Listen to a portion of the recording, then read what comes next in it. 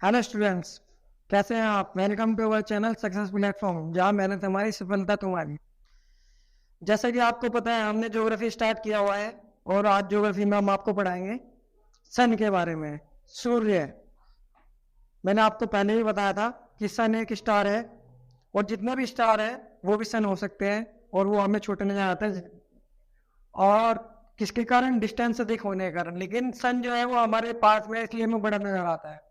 तो समझना, आज आज तक बच्चों आपने देखा होगा, आपने भी सोचा होगा कि जो सूर्य है वो एक आकृति में है, लेकिन एक्चुअल में सूर्य है क्या, ये हम आपको डिटेल में समझाएंगे।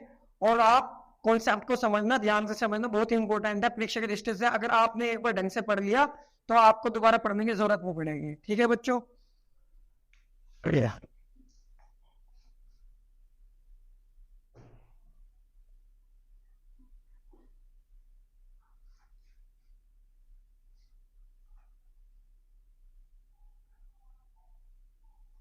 ध्यान से देखना बच्चों, और साथ के साथ इस फिगर को बनाते चलना। ठीक है? सभी से रिक्वेस्ट है।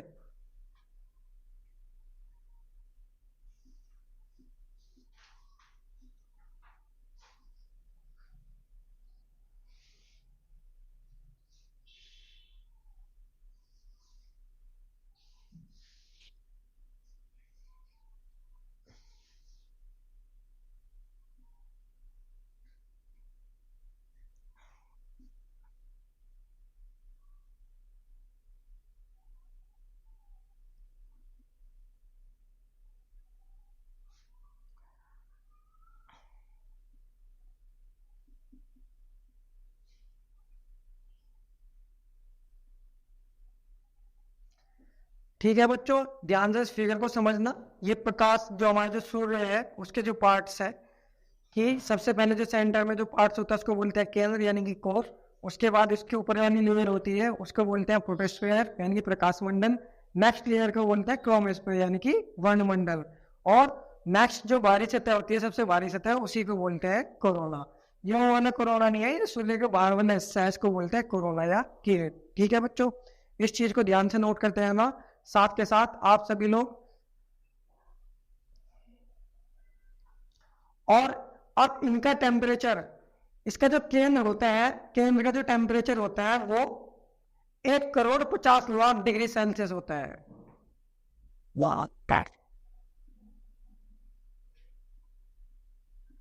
1,50,00,000 डिग्री सेल्सियस।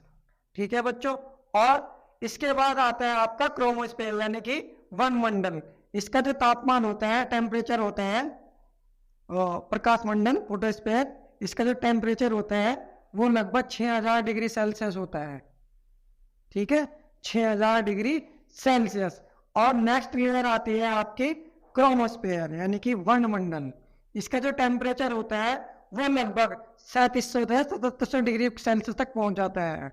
नॉर्मली जो टेम्परेचर होता है इसका 3700 डिग्री सेल्सियस होता है, लेकिन कभी कभी ये 77 तक भी पहुंच जाता है, 77 डिग्री सेल्सियस तक। ठीक है बच्चे, बताऊंगा मैं आपको कैसे पहुंचता है 77 डिग्री सेल्सियस तक, कम ज्यादा कैसे होता है आगे वीडियो में आपको। ठीक है? और ये है सूर्य का बाहरी भाग, जहां पर सोलर फ्लेम्स पाई जाती है।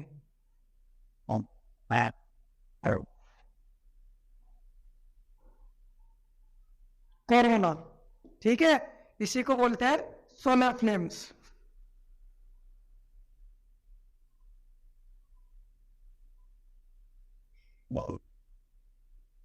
जहां पर क्या पाई जाती है? सोलर फ्लेम्स पाई जाती है। ठीक है बच्चों? और सूर्य ग्रहण के समय सिर्फ ये बाहरी हिस्सा ही आपको दिखता है। सूर्य ग्रहण के समय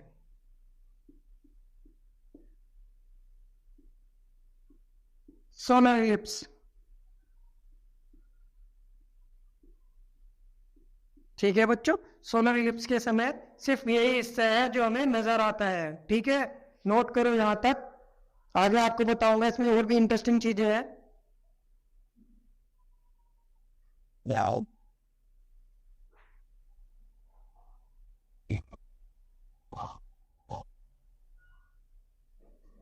आई थिंक आप सभी लोगों ने नोट डाउन कर लिया है बच्चों। एक और चीज समझो, इनकी अलग अलग लेयर्स के अलग अलग रोल होते हैं। ठीक है बच्चों? जो प्रकाश मंडल है, जो फोटोस्फीयर है, इसी में फोटॉन्स पाए जाते हैं। इसी में क्या पाए जाते हैं? Photons, energy packets. इन्हीं को बोलते हैं एनर्जी पैकेट्स पाए जाते हैं, जो किसके रूप में? फोटॉन्स के रूप में एनर्जी पैकेट्स पाए जाते हैं। ठीक है, और यही हिस्सा है जहां पर क्या पाए जाते हैं? फोटॉन्स। सन स्पॉट्स, फोटॉन्स भी पाए जाते हैं, और सन स्पॉट्स, सौर कलंक, जिसको बोलते हैं सौर कलंक, सन स्पॉट। ठीक है बच्चों, ध्यान से समझना। इसमें प्रकाश मंडल में जो एनर्जी पाई जाती है एनर्जी पैकेट्स के रूप में होती है। किसमें? प्रकाश मंडल में। और जो वर्णमंडल होता है ये किसके बारे में डिफाइन करता है? रंग के बारे में, सूर्य के कलर के बारे में डिफाइन करता है। और ये सूर्य ग्रहण के समय या इससे एक्स रेज भी निकलती है, जो ऐसा सूर्य ग्रहण के समय दिखता है इससे क्या निकलती है? X rays. ठीक है बच्चों, नोट करो यहां पर।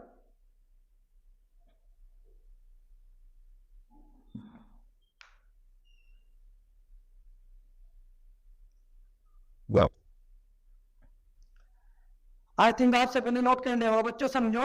ठीक है, ये जो सौर कलंक होते हैं ये क्या होते हैं? सन स्पॉट्स होते क्या है? ठीक है, ये एनर्जी के पैकेट्स होते हैं। क्या होता है बच्चों?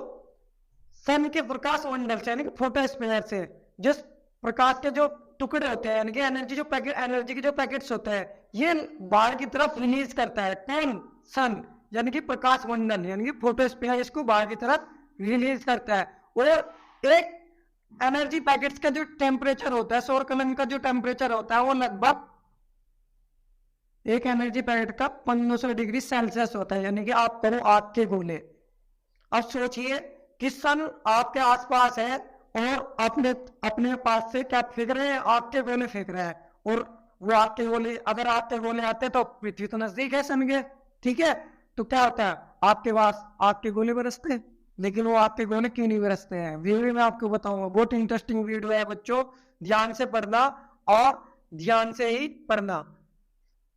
इसमें जो एनर्जी होती है वो एनर्जी आती कैसे है ये भी आपको पता होना चाहिए। ठीक है, आपने नाभिकीय विखंडन और नाभिकीय संलयन दो क्रिया शुरू होगी। क्या बोलते हैं? न्यूक्लियर फ्यूजन, नाभिकीय संलयन, न्यूक्लियर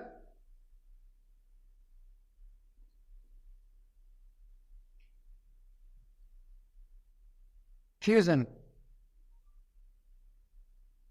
न्यूक्लियर फ्यूजन यानी कि नाभिकीय संलयन, नाभिकीय संलयन की क्रिया होती है किसमें? सन में। ठीक है बच्चों, और नाभिकीय संलयन की क्रिया किस कारण होती है? जब हाइड्रोजन के दो नाभिक एक दूसरे के साथ जुड़ते हैं तो क्या बनाते हैं? हीलियम का एक परमाणु बनाते हैं, और प्लस ऊर्जा, एनर्जी। यही एनर्जी है, यही एक एनर्जी है, एक छोटी सी रिएक्शन है जिसके कारण नाभिकीय संलयन की क्रिया होती है, वो पूरा सन रखता है। ठीक है, इतनी एनर्जी निकलती है। आप सोचिए कि गर्मियों में जो टेम्परेचर होता है पृथ्वी तक, इतनी अधिक डिस्टेंस होने के कारण भी 40-40 डिग्री टेम्परेचर तक, 42 डिग्री टेम्परेचर तक पहुंच जाता है। तो सोचिए कि अगर सन के आसपास हम पहुंच गए तो क्या होगा? ठीक है, इम्पॉसिबल है जाना। ठीक है, आप लोग या हम लोग यही झुलस जाते हैं। ठीक है, जब वहां तक जाने की तो नौबत ही दूर की बात है, इमेजिन नहीं कर सकते, यू कांट इमेजिन। ठीक है बच्चों, तो ये जो फोटॉन्स होते हैं, ये जो हाइड्रोजन फ्यूल्स जो पाया जाता है वो कहाँ पाया जाता है? प्रकाश मंडल में। ठीक है, हाइड्रोजन जो पाया जाता है कहाँ? प्रकाश मंडल में। और केंद्र में ये नाभिकीय संलयन की क्रिया होती है। ठीक है, यहाँ तक नोट करो बच्चों। ये सन के बारे में, आज तक आपने सन के बारे में इतना ही सुना होगा कि सन जो है एक आग का गोला है और हमें रोशनी देता है, हमें एनर्जी देता है, हमें प्रकाश देता है। ठीक है, तो आज इसके बारे में पढ़ो बहुत अच्छे से, बहुत अच्छा कॉन्सेप्ट है, समझना। यहाँ तक नोट करो, आगे बताता हूँ आपको।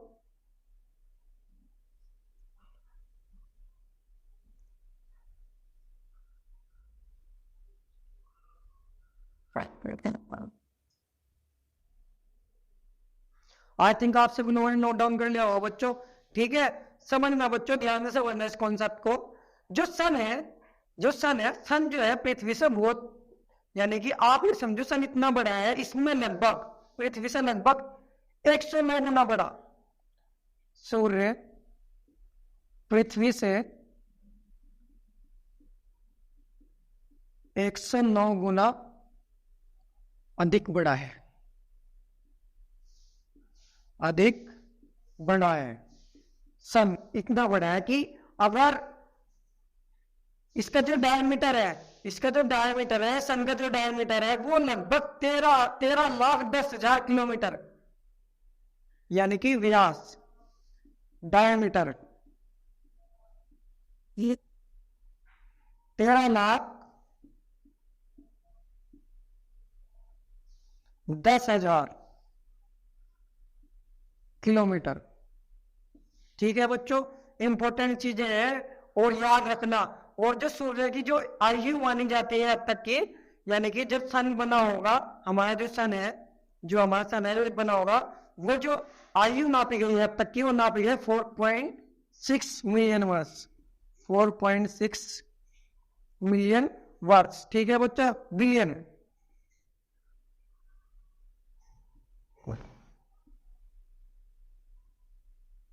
यानी कि ऐसा माना जाता है कि सन जो बना वो 4.6 मिलियन वर्ष पहले बना। ठीक है बच्चों, ये चीजें नोट करो, बहुत इंपॉर्टेंट चीजें हैं साथ के साथ। और ये जो इसको सूर्य मुकुट बोलते हैं, जहां से एक्सरेज निकलती है कोरोना भाग को, इसको एक और नाम से जाना जाता है, सूर्य मुकुट। कुछ भी दे सकता है वो आपको एग्जाम में। ठीक है बच्चों, समझो और इसको नोट डाउन करते रहो अपने साथ के साथ, सारी चीजें।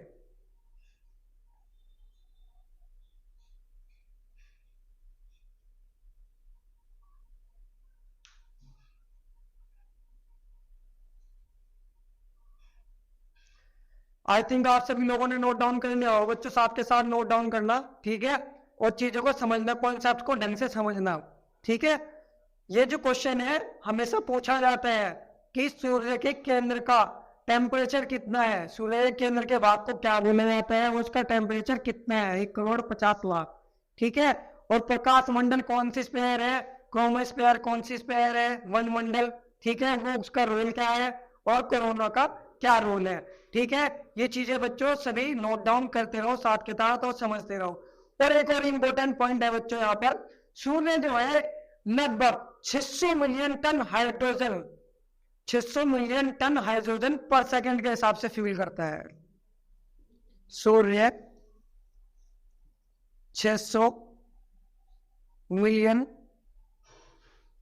टन हाइड्रोजन पर सेकंड के हिसाब से फ्यूल करता है। क्या करता है? फ्यूल। और इससे 400 मिलियन टन पर सेकंड के हिसाब से एनर्जी क्रिएट करता है, एनर्जी बनाता है। अब सोचिए, पर सेकंड का हिसाब है। अब सोचिए पूरे दिन में कितना फ्यूल खर्च करता होगा, 24 घंटों में कितना फ्यूल खर्च करता होगा और कितनी एनर्जी बनाता होगा सन। तभी तो ये आपका गोला बना था, तभी तो इतनी ज्यादा एनर्जी है। ठीक है, नाम के सन एनर्जी है जो कभी खत्म ही नहीं होती। लेकिन एक समय ऐसा आएगा, एक समय ऐसा आएगा billion billion kilometre, billion billion वर्षों बाद कि हाइड्रोजन फ्यूल कम होने लगेगा। और जब हाइड्रोजन फ्यूल कम होने लगेगा तो क्या होगा, इसकी एनर्जी भी डाउन होने लगी, तब सूर्य समाप्त हो जाएगा। चिंता मत करो, आप लोगों हमारे लोगों के सामने नहीं है, काफी समय है, बहुत लंबा समय लगेगा। बहुत ही अधिक मात्रा में हाइड्रोजन है किसके पास? सन के पास। ठीक है बच्चों, नोट करो यहां तक।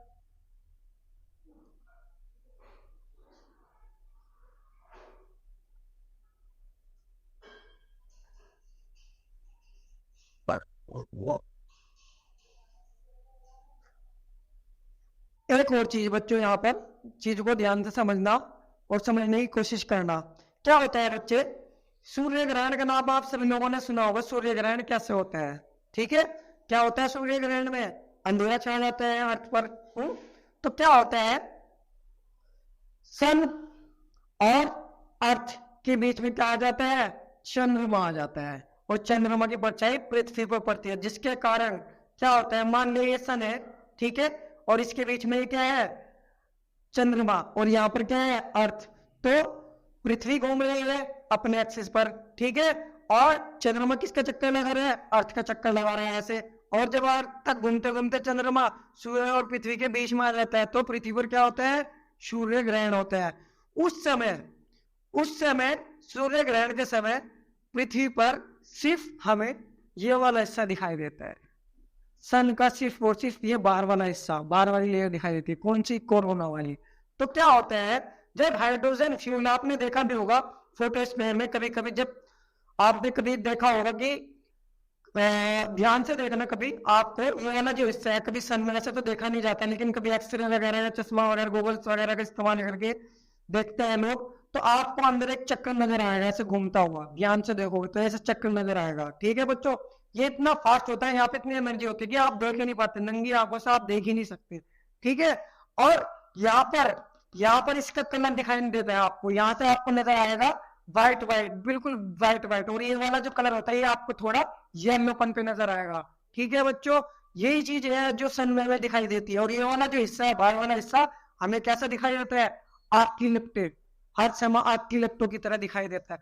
तो सूर्य ग्रहण के समय क्या होता है, सिर्फ और सिर्फ ये जो बाहर वाला हिस्सा है यही नजर आता है, और ये वाला हिस्सा जिसकी जो एनर्जी है, जो इसका जो प्रकाश था, जो यहाँ से इस वाले लेयर का, ये क्या होता है, इधर की साइड से सारा का सारा कहां से निकलते हैं, यहाँ से होता हुआ, कहां से, कोरोना से होता हुआ।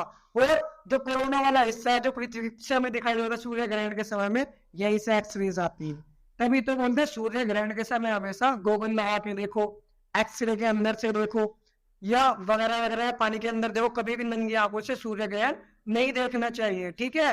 क्योंकि क्या होता है, उसके साथ एक्सरेज आते हैं जो हमारी आंखों के लिए बहुत ज्यादा हार्मफुल, या हमारी स्किन के लिए बहुत ज्यादा हार्मफुल होता है, जिसके कारण स्किन कैंसर का भी खतरा रहता है, अंधे होने की भी खतरा रहता है, ठीक है बच्चों।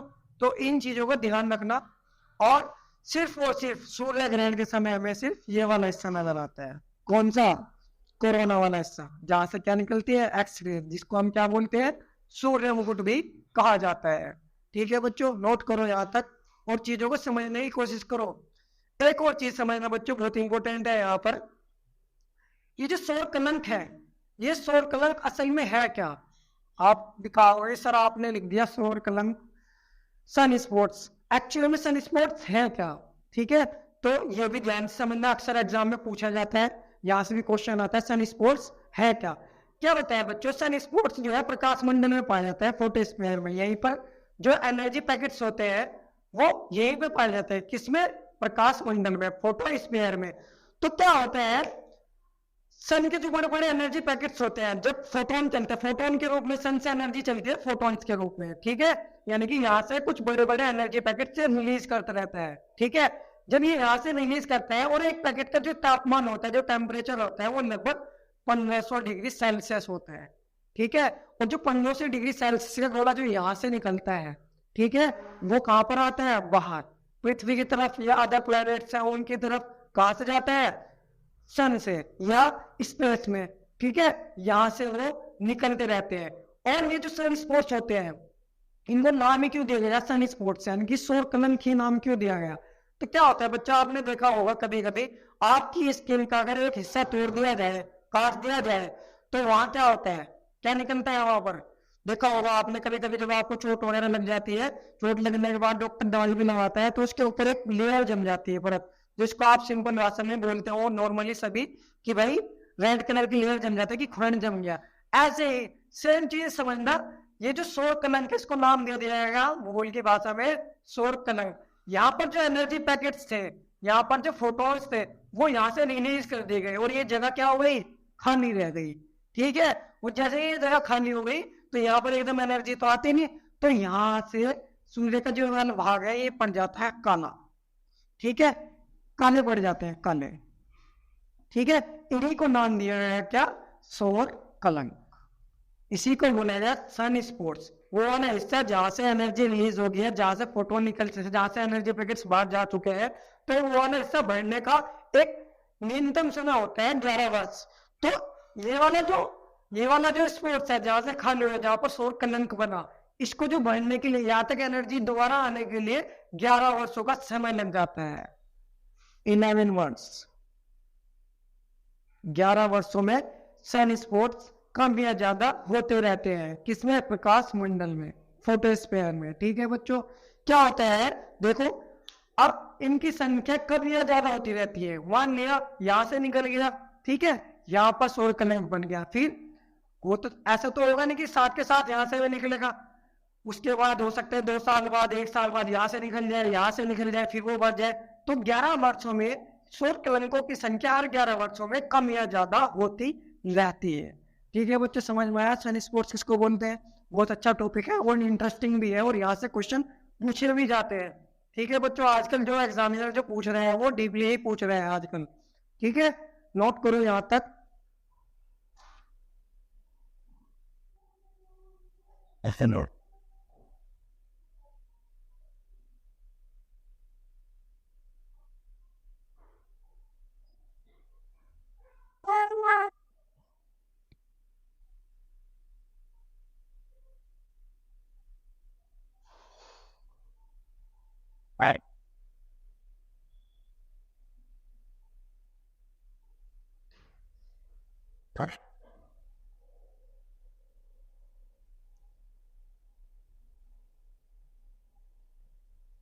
आई थिंक आप सभी लोगों ने नोट डाउन कर लिया है बच्चों।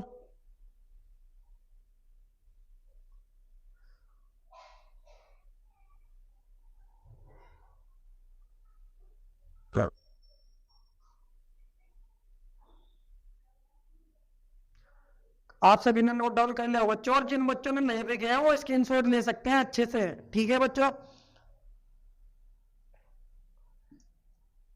बच्चों साथ के साथ टॉपिक को जो है ना समझते रहना। कॉन्सेप्ट अगर आपका क्लियर हो गया तो कोई क्वेश्चन नहीं छूटेगा। ठीक है, रटने की जरूरत नहीं है, आपको समझना है, चीजें समझनी है।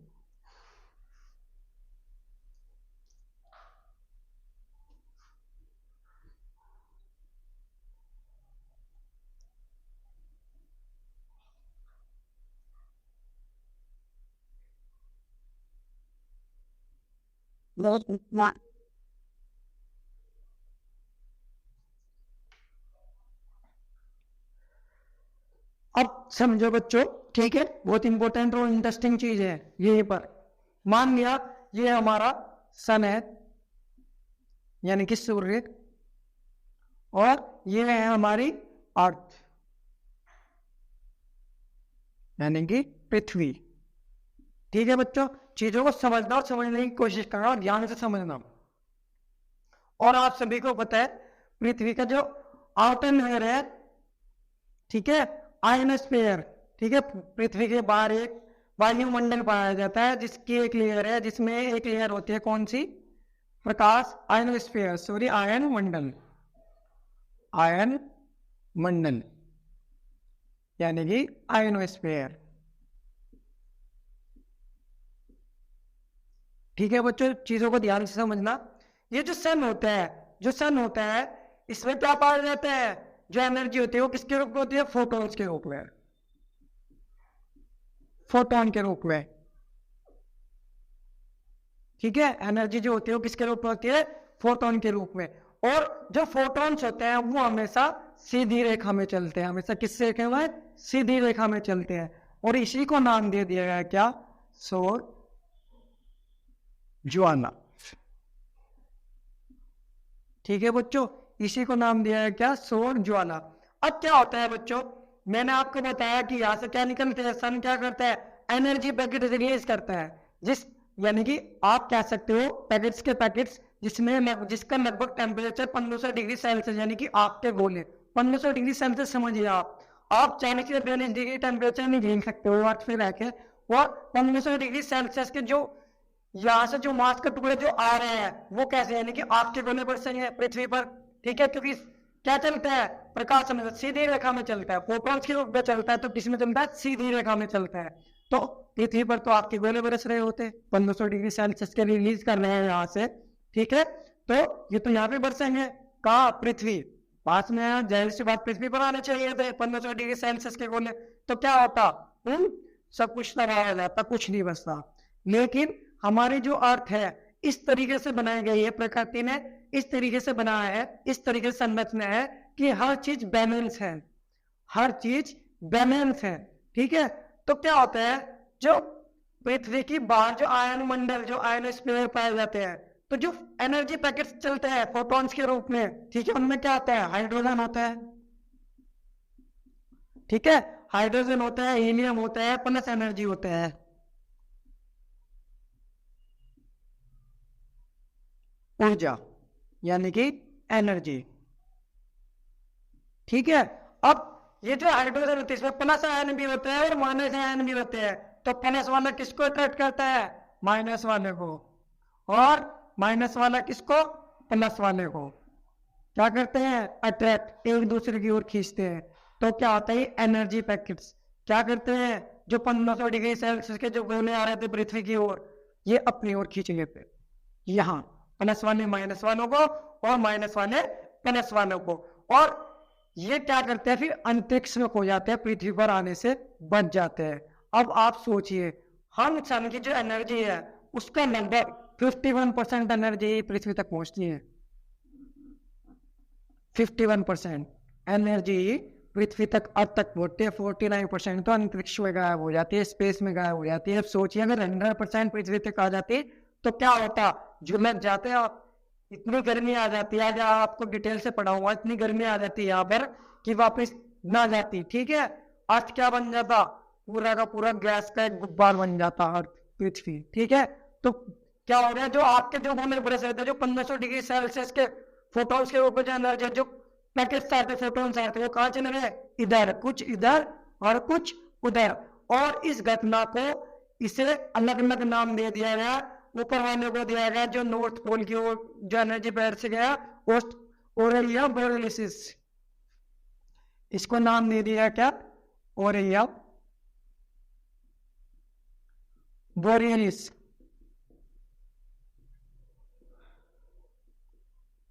ठीक है। और जो दक्षिणी ध्रुव की ओर, साउथ पोल की ओर चले गया, उसको नाम दिया गया क्या, ओरेलिया ऑस्ट्रेलिस, ठीक है बच्चों।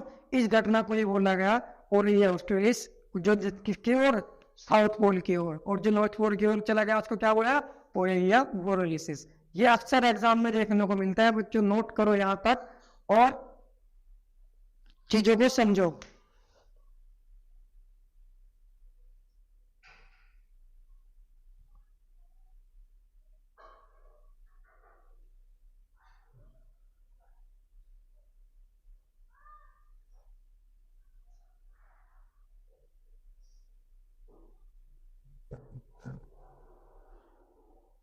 आई थिंक आप सभी लोगों ने नोट डाउन कर लिया होगा बच्चों, जिन्होंने नए पे किया है वो स्क्रीनशॉट भी ले सकते हैं। एक ना चीज बच्चों, यहाँ पर कुछ इंपॉर्टेंट तथ्य हैं जो आपको याद रखने हैं, अक्सर एग्जाम में पूछे भी जाते हैं, ये तो आपके कॉन्सेप्ट है। एग्जाम में आजकल कहाँ से क्या पूछ लिया कुछ नहीं पता होता, आपको हर चीज कवर करके चलनी है, ठीक है बच्चों। तो एक और चीज है, इंपॉर्टेंट चीज है, आपको पता है पृथ्वी किसका चक्कर लगा रही है, सन का, ठीक है, और अर्थ का चक्कर कौन लगा रहे हैं, मून, ठीक है। और जो सन है वो किसका चक्कर लगा रहे हैं, पूरी आकाश गंगा का, पूरे ब्रह्मांड का, ठीक है। और लगभग 224 मिलियन वर्षों में, लगभग 224 मिलियन वर्षों में सन जो है आकाश गंगा का एक चक्कर लगाता है, 224 मिलियन वर्षों में।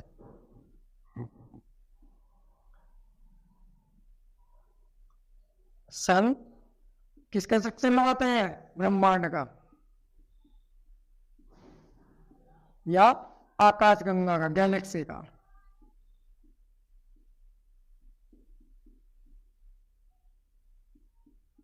एक चक्कर पूरा करता है, पूरा करता है, जिसको क्या बोलता है, क्या बोला जाता है, कॉस्मिक ईयर, जिसको क्या कहा जाता है? Cosmic year. Cosmic year. ठीक है बच्चों, नोट करो यहां तक, बहुत ही इंपॉर्टेंट तथ्य है, अक्सर एग्जाम में पूछा भी जाता है।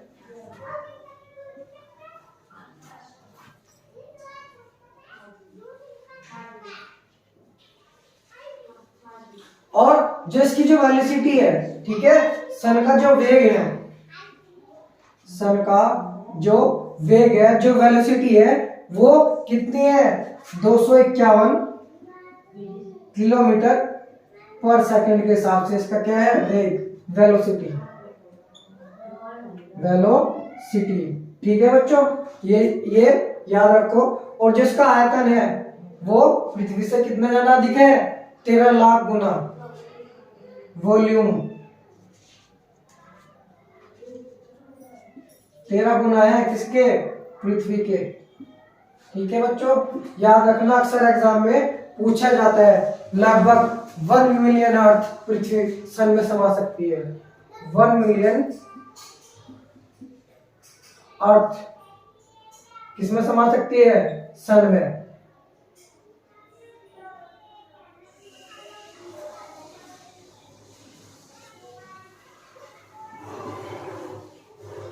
अब सोचिए सन कितना बड़ा है, इसका वॉल्यूम कितना बड़ा है, इसका आयतन कितना बड़ा है।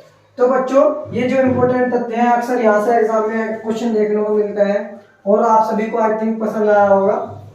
ठीक है, और आप लोगों को हमारे साथ ऐसे ही जुड़े रहना है। और आपका कोई भी डाउट हो इस टॉपिक से रिलेटेड, आपका कोई भी डाउट हो, आप कमेंट बॉक्स में लिख के हमें बता सकते हैं, नहीं तो नीचे दिए गए नंबर पर कॉल भी कर सकते हो।